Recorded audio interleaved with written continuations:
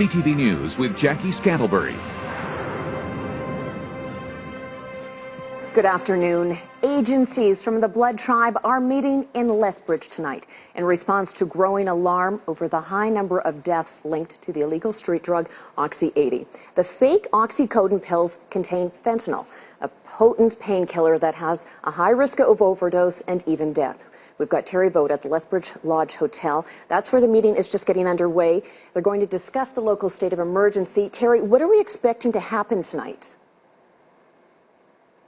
Jackie, this meeting involves a lot of different people, including the core group from the Blood Reserve, as well as first responders and First Nations and Inuit health. They'll be discussing both short and long-term solutions to the high number of overdose deaths that are occurring on the Blood Reserve.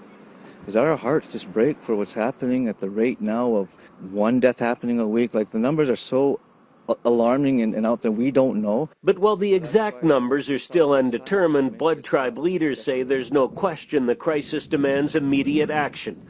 Last week, Chief and Council passed a resolution declaring a local state of emergency, but that involves a plan and process and meeting criteria for federal and provincial aid.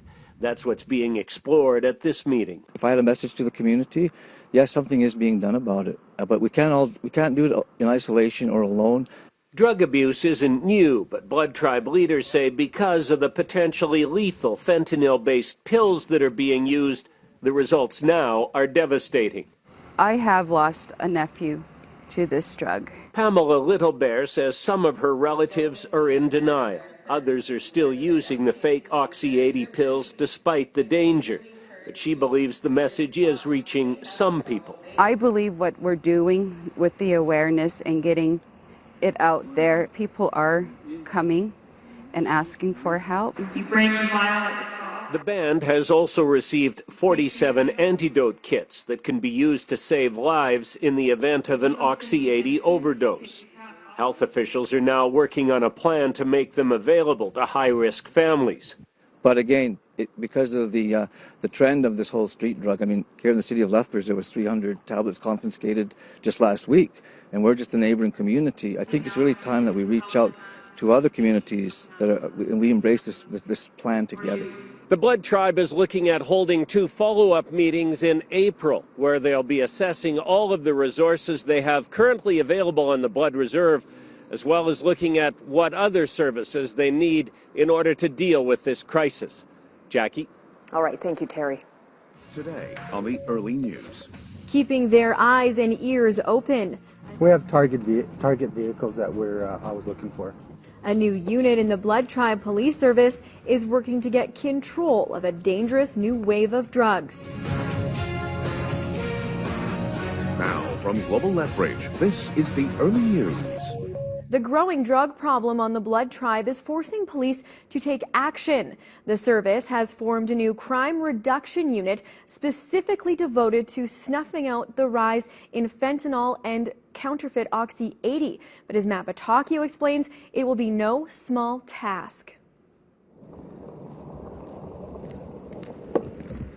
He's one of the men responsible for putting a stop to drug trafficking on the Blood Tribe. Joseph Manyfingers heads the Blood Tribe Police Service's Crime Reduction Unit. Gathering a lot of intel, knowing who's coming in, who's distributing, finding out who our users are, and trying to build cases up from there. After 10 deaths in the area due to prescription drug abuse in just the last 6 months, the Blood Tribe Police Service created its Crime Reduction Unit in January, targeting those who use or traffic fentanyl and fake Oxy 80 pills. We have target vehicles that we're always looking for. Even though the 3-man unit is just a couple months old, they've already experienced success. They've gathered information on drug trafficking all throughout the Blood Tribe, and they've charged 12 people. But it hasn't been without challenges. The users and the dealers are always looking out for each other, so they're always watching each other's backs and letting them know when the police are around. And in a smaller community with so many familiar faces, it's easier for dealers to see police coming.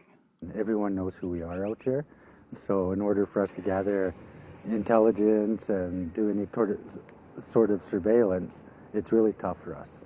The unit has been successful in banning some outside traffickers from the reserve, but Many Fingers knows much work lies ahead, some of which could take the form of rehabilitation. We need to target the prescription drug abuse, and there has to be something in place for those that are abusers, some sort of treatment. Matt Batacchio, Global News.